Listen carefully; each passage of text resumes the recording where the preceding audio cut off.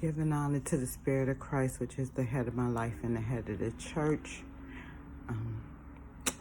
I want to thank God for this Wednesday. Happy Wednesday, everyone. Hoping that God has opened the doors for you and allowed you to hear my voice. I want to talk about today cleaning up. The one thing that's about me that's always going to be true is I clean up. I clean out my house. I mop my floors. I do everything that is necessary for me to live in a space where it is clean. Now, if I take that same issue and apply it to my life, then certain things I have to clean up in my life. Most people know, I had weight loss surgery. Had to change my eating habits. I've done pantry, but some days I can't. Now today being Wednesday, I don't know if my son has to work. I don't know what he has to do, but my son lives with me. But his whole mind frame and my mind frame is two different things. He doesn't clean up. You want to know why? Because he doesn't have to. Because I clean up all the time. I tell people all the time, cleanliness is next to godliness. And if you can't live your life clean, I'm not a hoarder. I don't keep things that isn't useful to me. I don't indulge or engage in combative conversation. That's just something I don't do. But you know what I am? I'm a mother. I'm a mother of 2 children and 1 grandbaby. And I got a phone call this morning from my daughter. And she said, "Mama, how you doing?" I said, "I'm fine, baby. What's up?" She said, "Mama, for some reason, I don't know why the kids are out of school on Thursday, but do you mind watching Simone?" And I said, "No problem, baby." And she was like, "Ma, I gave you some money. It doesn't matter whether she gives me money or not. It's because I'm available to my daughter, who I asked God to return to me." And he has done just that. My headache, Fluff, she is amazing. I love her. She is my emotional support animal. And I laughed to my husband this morning because we had a conversation and he was like, "Oh, why you always gotta say baby, honey, this, that?" Because he's my husband. And if I can't clean up the chaos in our marriage, what's the purpose? For every time that God has put me in a place, a position where I had to humble myself, I humble myself gracefully. And what people don't understand is when you clean up your life, humbleness is one thing that you need to understand. To be very humble as to the way people treat you, to respect yourself and be who you are, living in the space that you're in with the belief system that you have. But understand, sometimes in life you got to clean up what you messed up. And my daughter, she's cleaning up what she messed up. And my son is living his life the way he wants to live his life. And my granddaughter, she is amazing. I saw her yesterday. We had a little conversation. She said hi, but she was into her video game. And me and my daughter talked, and that was the situation. And she pretty much hung up her voice. I talked to my husband last night, wished him good night, kept it moving. So my son told him good night, and that's how it went. And I went in my room, closed my door, and went to bed. I'm in a very protective state of mind. It's 42 degrees here in Chicago at 7:15 in the morning. As y'all see, I have on my winter coat because I was going to go outside, but no, that's okay. Fluff had her food. She's eating. She walked around. She did everything, but I cleaned up my house. I keep my house well organized and everything. Even to the point of my Bible. Now, my Bible, that's a different chapter. Because you want to know why? It's full of notes and love offerings and everything. And yesterday, I was saying, I got to learn this scripture. I got to learn this scripture. I got to learn this scripture. And the scripture comes from Mark. And it's St. Mark.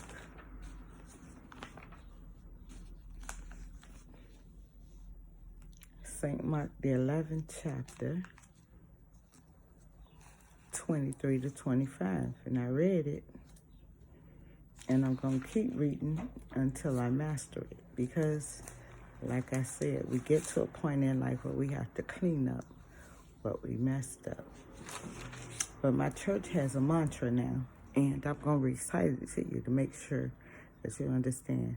For verily I say unto you, that whosoever shall say unto the mountains, be thou removed, and be there cast into the sea, and shall not doubt in his heart, but shall believe that those things which are said shall come to pass. He shall have whatsoever he saith.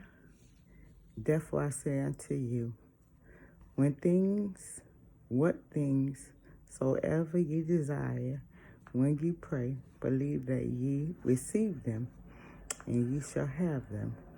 And when ye shall stand praying, forgive, if you have aught against any, that your Father also, which is in heaven, may forgive you for your trespasses.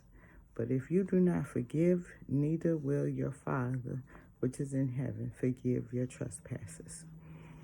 That is St. Mark 11, 23 to 25. And it simply means that if you can say, I'm healed, then you're healed. If you can say to your problems in your life, move, get out my way, do just that. Move and get out of his way. Because every problem that you have ain't everybody's business. Everything that you go through in life ain't everybody's business. And I love how social media loves to depict certain things in life that you really need to understand, that you got to be able to have a forgiving spirit. And the one thing I know about myself is I've had a forgiving spirit. And I forgave my husband for the situations that happened within our lives. We discuss it. We talk about it. I forgave my daughter for her actions and how she played a role. Because I want someone to forgive me. Because I'm not always perfect.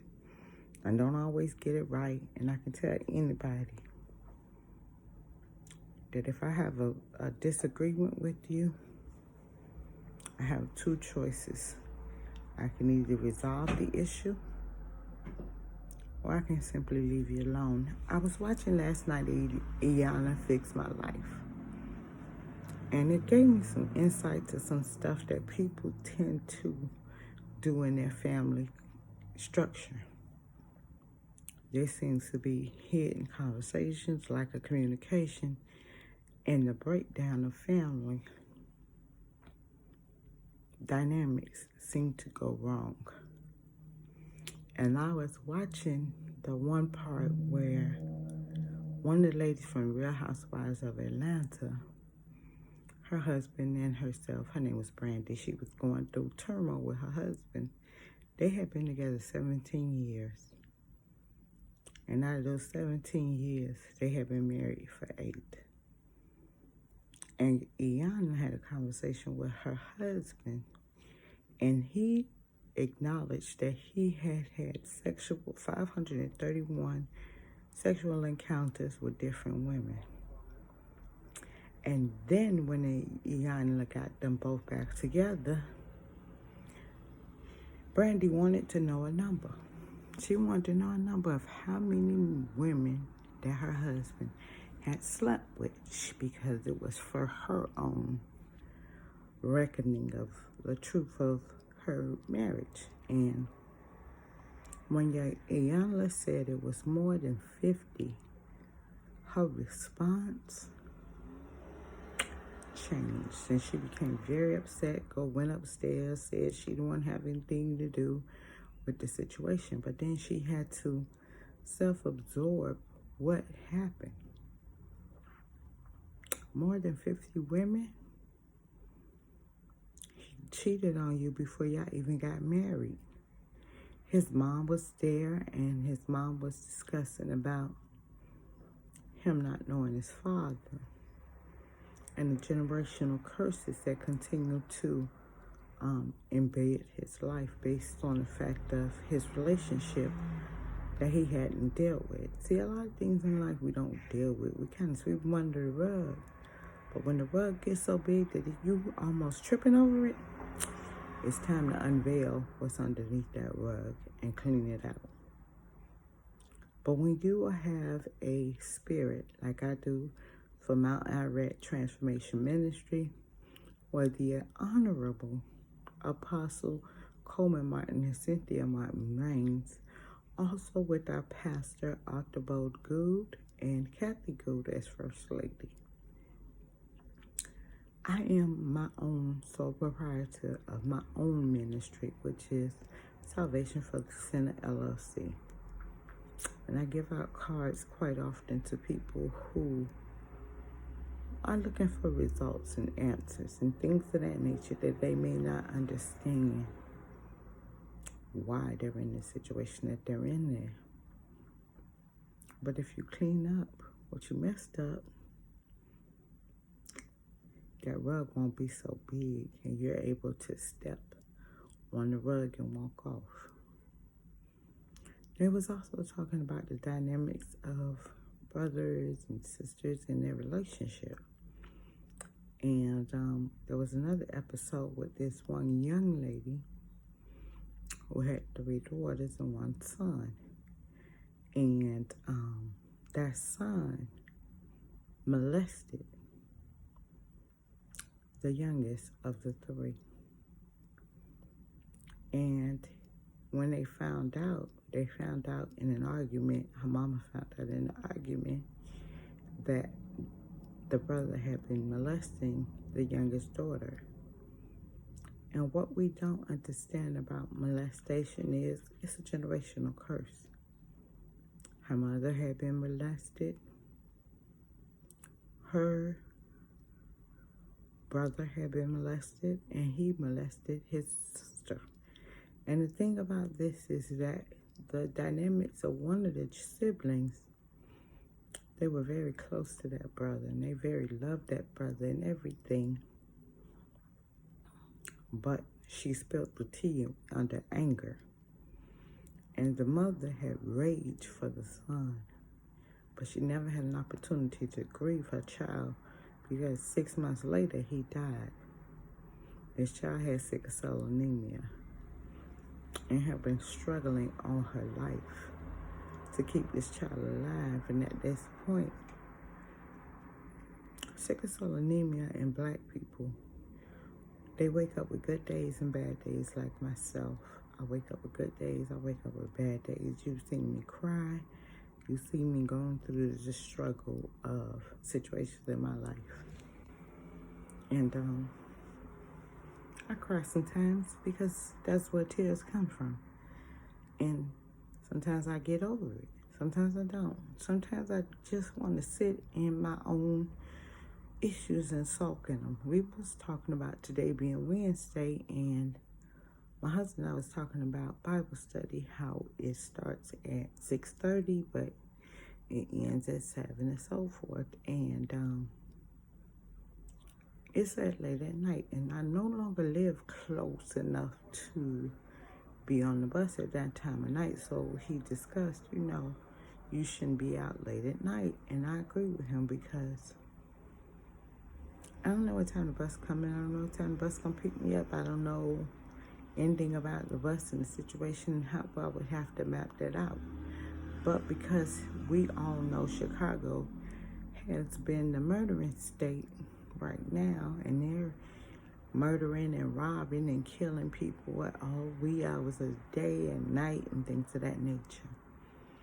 So for me, Wednesday is about me staying in the house.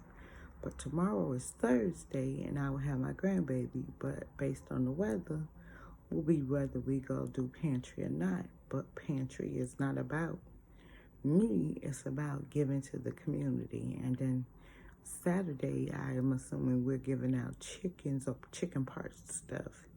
And that's up to me to be a part of that as well. But again, Sunday is my church day. I go to church. I absorb what needs to be absorbed. And I have a wonderful relationship with my family that is in my Iraq Transformation Ministry. And they told me a joke. They was like, oh, honey, one Wednesday, no, it was a Friday, because Simone was supposed to go to, we were supposed to go to movie night, but she acted in a way where we didn't get to go. And they was like, Yolanda, I'm telling you, girl, that man came in here looking for you. And he sure enough had fire in his eyes like he had knew you. And I said, I canceled that transportation. I don't understand why he showed up. And they were laughing. They was like, well, whatever he did, he acted like he knew you personally. And I was saying to myself, oh, no, he don't know me personally. Because personally, I had already canceled that transportation. And I take the PACE bus, which is a bus for disabled and people who cannot be on the bus stop for long periods of time. And I have a card that I can ride the bus at the discounted rate. And y'all see my fingernails stay blue because y'all know blue is my raw color. So today I was saying to myself, it's Wednesday. I don't need to be outside. It's gonna be raining. It's gonna be nighttime.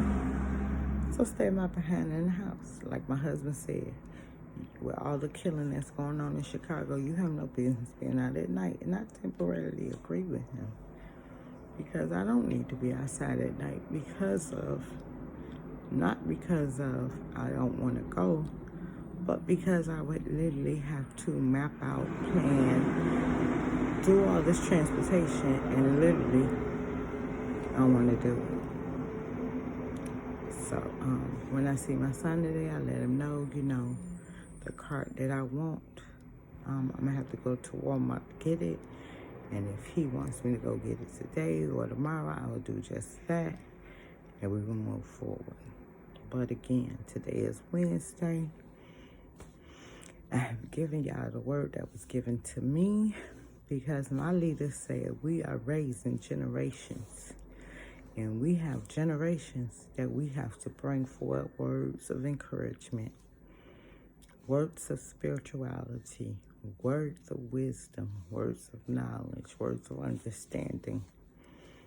And St. Mark 11, 23 and 25, it just simply says, forgive those. And if you got an art with someone or a disagreement with someone, you have the option to either leave them alone, let them be, forgive them, but that don't necessarily mean you have to deal with them. Because forgiveness is not about the other person, it's about you. It's about you releasing everything that you have held up. I know for myself, I have siblings in Miami that I love, but I'm not toxic. So I don't want a toxic relationship. So I stand before you telling you that those doors of my life are closed in Florida. I have no desire to go to Florida. I love the weather in Chicago. And wherever me and my husband decide to move to, we will. And again, he's at work. He's been at work since 3 o'clock. And he's doing what he does, regardless of his mental health, his physical health. and things of that nature. My son, same thing. My daughter, same thing. They've been through some traumatic experiences in their lives, but yet they shine bright. And every time you turn around, we're blessed. And I thank God for life, health, and strength. I thank God for wealth, health, and prosperity, because there's millionaire status in my sanctuary. I'm claiming millionaire status, that we will have millionaires in our camp. And I just want to come to y'all with that information. Have a blessed day. Today is Wednesday. I wish y'all wealth, health, and prosperity. And don't let things sweep underneath the rug. Clean up what you messed up. And I guarantee you, it will change your life along with your perspective. Happy Wednesday.